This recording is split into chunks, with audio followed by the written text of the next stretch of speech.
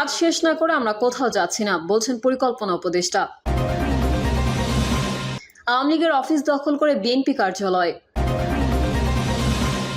BNP ঘরে বসে থাকলে 150 বছরেও হাসিনার পতন হতো না। ঈদে আসছে নতুন টাকা, থাকছে না কোনো ব্যক্তির ছবি, বলছেন গভর্নর। এবং সর্বশেষ জানাবো, মেহেরপুরে বিএনপির দুই পক্ষের সংঘর্ষ, আহত 20। এতক্ষণ শুনছিলেন সংবাদ শিরোনাম, এবারে বিস্তারিত। তবে তার আগে অনুরোধ থাকবে আমাদের চ্যানেলটি সাবস্ক্রাইব করে বেল আইকনটি ক্লিক করুন। বিএনপি ঘরে বসে থাকলে 150 বছরেও হাসিনার পতন হতো না। বিএনপি ঘরে বসে থাকলে আগামী 150 বছরেও শেখ হাসিনার পতন ঘটানো সম্ভব হতো না বলে মন্তব্য করেছেন বিএনপির চেয়ারপারসন বেগম খালেদা জিয়ার উপদেষ্টা আবুল খায়ের ভূঁইয়া। তিনি বলেছেন, শহীদদের রক্তের বিনিময়ে আমরা শেখ হাসিনার পতন ঘটিয়েছি। এটি কেউ একক দাবিদার নয়, এটি হচ্ছে দীর্ঘ পরিক্রমার সমাপ্তি অংশমাত্র 1-1.5 মাসের আন্দোলন। আবুল খায়ের ভূঁইয়া বলেন, বাংলাদেশে আন্দোলনে বিএনপির 550 জন শাহাদত বরণ করেছেন, শত শত নেতাকর্মী গুলিবিদ্ধ হয়েছেন, শত শত নেতাকর্মী আজ পঙ্গুত্ব জীবনযাপন করছেন। বিএনপি ঘরে বসে থাকেনি, আমরা হাসিনার বিরুদ্ধে আন্দোলনে ছিলাম।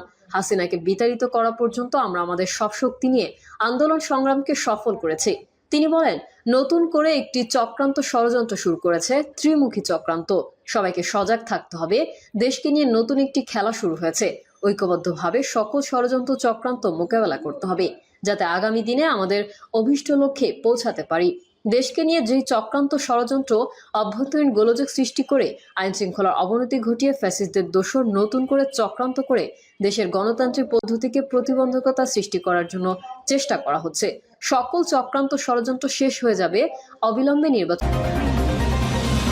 কাজ শেষ না করে আমরা কোথাও যাচ্ছি না, বলছেন পরিকল্পনা উপদেষ্টা। অন্তর্বর্তী সরকারের প্রধান উপদেষ্টা ডক্টর মোহাম্মদ ইউনূস পদত্যাগ করছেন না উল্লেখ করে পরিকল্পনা উপদেষ্টা ডক্টর ওয়াহিদুদ্দিন মাহমুদ বলেছেন, আমরা আমাদের কাজ শেষ না করে কোথাও যাচ্ছি না। প্রধান উপদেষ্টার পদত্যাগের বিষয়ে পরিকল্পনা উপদেষ্টা বলেন, তিনি চলে যাবেন বলেননি। তিনি বলেছেন, আমরা যে কাজ করছি, আমাদের সামনে যে দায়িত্ব দেওয়া হয়েছে তাতে অনেক প্রতিবন্ধকতা সৃষ্টি হয়েছে, কিন্তু আমরা সব বাধা অতিক্রম করব। অন্তর্বর্তী সরকারের উপর অর্পিত দায়িত্বের গুরুত্বের উপর জোর দিয়ে তিনি বলেন, দেশের ভবিষ্যৎ এর উপর নির্ভর করছে, আমরা এই দায়িত্ব ছেড়ে যেতে পারি না। পরিকল্পনা উপদেষ্টা বলেন, আমরা দেখছি বিভিন্ন জায়গা থেকে কি কি বাধা আসছে, কে কি সমস্যার সম্মুখীন হচ্ছেন এবং আমরা এগিয়ে যাওয়ার সঙ্গে সঙ্গে কি কি প্রতিবন্ধকতা সৃষ্টি হচ্ছে। উপদেষ্টা রাজনৈতিক দল, প্রশাসন, বিচার বিভাগ এবং রাষ্ট্রীয় প্রতিষ্ঠান সহ সব পক্ষের সমর্থন চেয়ে বলেন, গণঅভ্যুত্থানের পক্ষে থাকা সব শক্তি এবং সব রাষ্ট্রীয় সংস্থাকে আমরা এই লক্ষ্য অর্জনে সাহায্য করার আহ্বান জানাবো। এটা শুধু আমাদের একার দায়িত্ব নয়। ওয়াহিদুদ্দিন মাহমুদ আরও বলেন, উপদেষ্টারা স্বপ্রণোদিতভাবে এখানে আসেননি, তারা তাদের একটি জাতীয় দায়িত্ব অর্পণ করা হয়েছে এবং তারা তা ছেড়ে যাবেন না।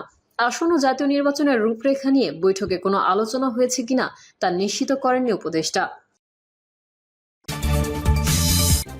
আওয়ামী লীগের অফিস দখল করে বিএনপি কার্যালয়। নাটোরের বড়াই গ্রামে আওয়ামী লীগের অফিস দখল করে ইউনিয়ন বিএনপির কেন্দ্রীয় কার্যালয় করা হয়েছে। স্থানীয় বিএনপির নেতাকর্মীরা সেখানে বাংলাদেশ জাতীয়তাবাদী দল বিএনপি 4 নং নগর ইউনিয়ন বিএনপি ও অঙ্গ সংগঠনের কেন্দ্রীয় কার্যালয় লেখা সাইনবোর্ড টাঙিয়ে দিয়েছেন।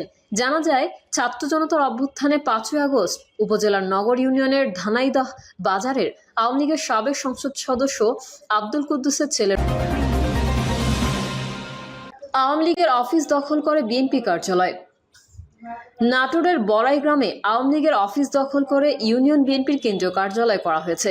স্থানীয় বিএনপির নেতাকর্মীরা সেখানে বাংলাদেশ জাতীয়তাবাদী দল বিএনপি 4 নং নগর ইউনিয়ন বিএনপি ও অঙ্গ সংগঠনের কেন্দ্রীয় কার্যালয় লেখা সাইনবোর্ড টাঙিয়ে দিয়েছেন।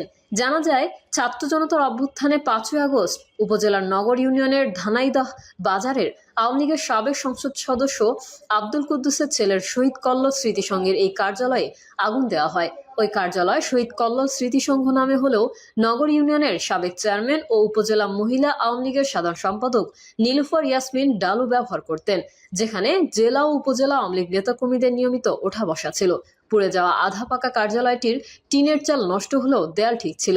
সেখানেই বাংলাদেশ জাতীয়তাবাদী দল বিএনপি 4 নং নগর ইউনিয়ন বিএনপি ও অঙ্গ সংগঠনের কেন্দ্রীয় কার্যালয় করা হয়েছে। স্থানীয় সূত্রে জানা যায়, নগর ইউনিয়ন বিএনপির সাবেক সভাপতি সাজদার রহমান, ৮ নম্বর ওয়ার্ড বিএনপির সভাপতি আসবাব সরকার, ইউনিয়ন যুব দলের সভাপতি আতাউর রহমান, ইউনিয়ন ছাত্র দলের সভাপতি তৌরাদ মণ্ডল কার্যালয়টি নিয়ন্ত্রণ করেন। এর কার্যালয়ে ইউনিয়ন বিএনপির বেশিরভাগ সদস্য ওঠা বসা করেন। আওয়ামী লীগের কার্যালয়ে সাইনবোর্ড টাঙানোর বিষয়ে নগর ইউনিয়ন বিএনপির সাবেক সভাপতি সাজদার রহমান বলেন, ওই অফিসের জায়গায় মালিক ৮ নম্বর ওয়ার্ড বিএনপির সভাপতি আসবাব সরকার। নীলুফার ইয়াসমিন ডালু দখল করে অফিস বানিয়েছিলেন। ৫ আগস্ট বিএনপি ও আসবাব সরকারের ছেলে তা পুড়িয়ে দেয়। পরে আবার মেরামত করে দলীয় কার্যালয় করা হয়েছে। নাম প্রকাশে অনিচ্ছুক নগর ইউনিয়নের আওয়ামী লীগের এক নেতা বলেন, এভাবে রাজনৈতিক দলের কার্যালয় দখল করা নিন্দনীয়, কিন্তু চলমান পরিস্থিতিতে আমাদের কিছু করা নেই। নিজের ও পরিবারের নিরাপত্তার স্বার্থে প্রকাশ্যে কিছু বলতে পারছি না। বিএনপি ঘরে বসে থাকলে ১৫০ বছরও হাসিনার পতন হতো না। বিএনপি ঘরে বসে থাকলে আগামী ১৫০ বছরও শেখ হাসিনার পতন ঘটানো সম্ভব হতো না বলে মন্তব্য করেছেন বিএনপির চেয়ারপারসন বেগম খালেদা জিয়া। ঈদে আসছে নতুন টাকা, থাকছে না কোনো ব্যক্তির ছবি, বলছেন গভর্নর।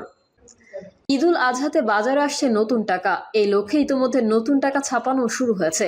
নতুন টাকায় থাকছে না কোনো ব্যক্তির ছবি, এমনটি জানিয়েছেন বাংলাদেশ ব্যাংকের governor doctor Ahsan H Mansur. Governor বলেন, নতুন নোটে থাকবে দেশের বিভিন্ন ঐতিহাসিক স্থাপনা। ঈদে বাজারে প্রথমে ১,০৫০ ও ২০ টাকার নতুন নোট আসবে। টাকশাল থেকে জানা গেছে ২০ টাকার নোট ছাপা প্রায় সম্পন্ন। আগামী সপ্তাহে বাংলাদেশ ব্যাংকের কাছে হস্তান্তর করা হবে। এরপরে ৫০ ও ১০০ টাকার নোট বাংলাদেশ ব্যাংককে বুঝিয়ে দেবে টাকশাল।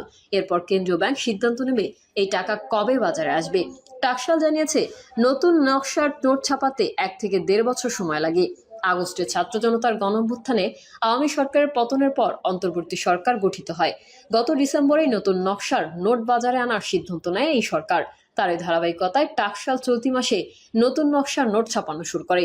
টাকশাল আরও জানায়, একসঙ্গে ৩টি নোটের বেশি ছাপানোর সক্ষমতা নেই টাকশালের, তাই প্রথম ধাপে ১,০৫০ ও ২০০ টাকার নোট ছাপানো হচ্ছে। এদিকে গভর্নর জানিয়েছে, পাচার হওয়া অর্থ ফিরিয়ে আনা অন্তর্বর্তী সরকারের রাজনৈতিক অঙ্গীকার। তিনি বলেন, বিশ্বের বিভিন্ন গণমাধ্যমে প্রতিবেদন প্রচারিত হওয়ায় তা ফেরত পাঠাতে চাপ তৈরি হয়েছে। পাচারকৃত অর্থ ফ্রিজ করার অর্থ ফেরত আনার প্রথম ধাপ সম্পন্ন হয়েছে। মেহেরপুরে বিএনপি দুই পক্ষের সংঘর্ষ, আহত ২০।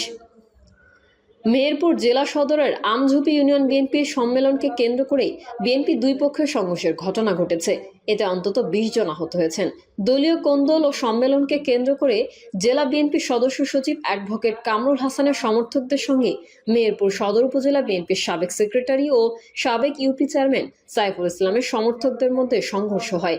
এ বিষয়ে মেহেরপুর জেলা বিএনপির সদস্য সচিব অ্যাডভোকেট কামরুল হাসান জানান, জেলার আমঝুপি ইউনিয়নে দ্বিবার্ষিক কাউন্সিলে অংশগ্রহণ করার সময় আমি সহ আমার ১৪ থেকে ১৫ জন নেতাকর্মীর ওপর হামলা চালানো হয়।